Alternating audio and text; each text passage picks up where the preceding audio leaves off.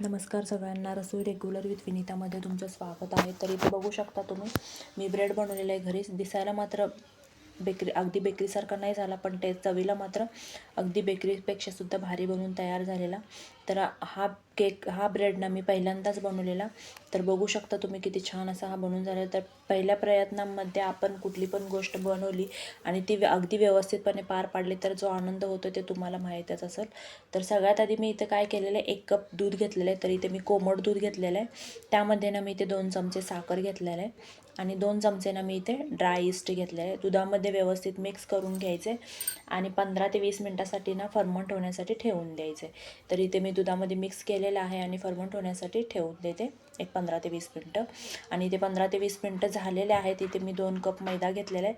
त्यामध्ये मीठ घेतलेलं आहे अर्धा चमचा. व्यवस्थित मिक्स करून घ्यायचं आहे आणि त्यामध्ये ना मी इथे 3 चमचे ना बटर घेतलेले मेल्ट करून. बटरमुळे ना ब्रेडला खूप छान चव येते. आणि इथे बघू शकता तुम्ही ईस्ट आहे ना खूप छान फर्मंट झालेला आहे. व्यवस्थित मिक्स करून घ्यायचे आणि ते ना पूर्णपणे आपल्याला मैद्यामध्ये मिक्स करून घ्यायचे. मी थोडं ठेवणार होते, म्हटलं पूर्ण मिक्स केलं म्हणजे 2 कप मैद्यासाठी 1 कप दूध बरोबर. मी वरती 1 कपपेक्षा जास्त दूध घेतल्याने बरोबर 1 कप असं दूध व्यवस्थित म्हणजे पुरेसं झालेलं आहे. तर अशा पद्धतीने मी मळून घेतलेलं आहे आणि थोडंसं ना मी इथं वरून बटरसुद्धा लावून घेते. आणि बटरमुळे ना ब्रेडला खूप छान चव येते. आणि जवळजवळ ना आपल्याला हे पीठ ना इतकं मऊ करायचं आहे की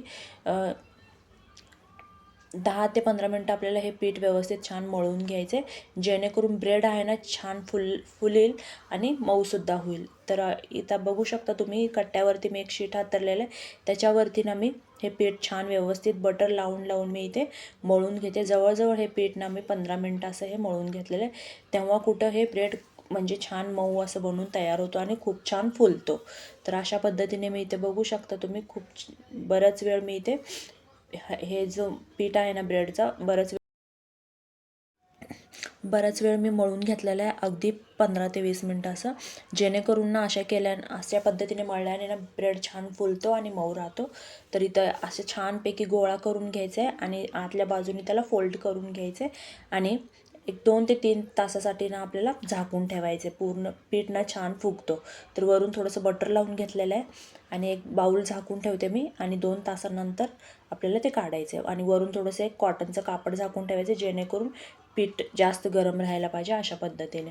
तर इथे बघू शकता तुम्ही 2 तास झालेलं आहे, पीठ छान फुगलेलं आहे. डबल असं झालेलं आहे पीठ. एक छोटासा गोळा होता तो फुगून छान डबल झालेला आहे. तर त्याला अजून थोडंसं मळून घ्यायचं 1-2 मिनटं आणि अशा पद्धतीने ना त्याला ब्रेडचा आकार द्यायचा आहे.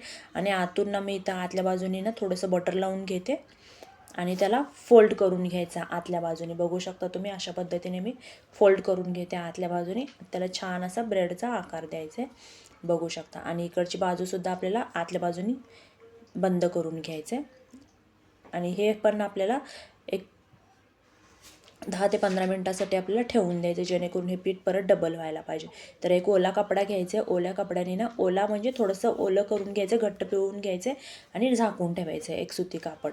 तर इथे मी 10 ते 15 मिनटं ठेवून दिलेले आहे झाकून. आणि बघू शकता 10 ते 15 मिनटं झालेले आहेत. पीठ छान फुगलेलं आहे. आता वरून थोडंसं मी दूध लावून घेते, जेणेकरून वरून ना कलर खूप छान येतो ब्रेडला. आणि इथे मी एक घमेलं ठेवलेलं आहे गरम करण्यासाठी, म्हणजे बेक होण्यासाठी. आपण कुकर कसं प्रीहीट करायला ठेवतो ना, तसं मी पातेलं ठेवलं होतं एक प्रीहीट करायला. त्यामध्ये ते ब्रेडचं ठेवायचं आहे. केकचं जो भांडं आहे ना, तो मी त्यामध्ये ठेवलेलं आहे, ब्रेडचं भांडं. आणि बघू शकता तुम्ही, जवळजवळ हे ब्रेड व्हायला ना मला 35 ते 40 मिनटं लागलेलं आहेत. अशा पद्धतीने हे आपलं ब्रेड बनवून तयार झालेलं आहे. आणि थंड झाल्यानंतर ना आपल्याला हे कट करून घ्यायचं, बघू शकता तुम्ही. तर अशा पद्धतीने हा ब्रेड बनवून तयार झालेला आहे.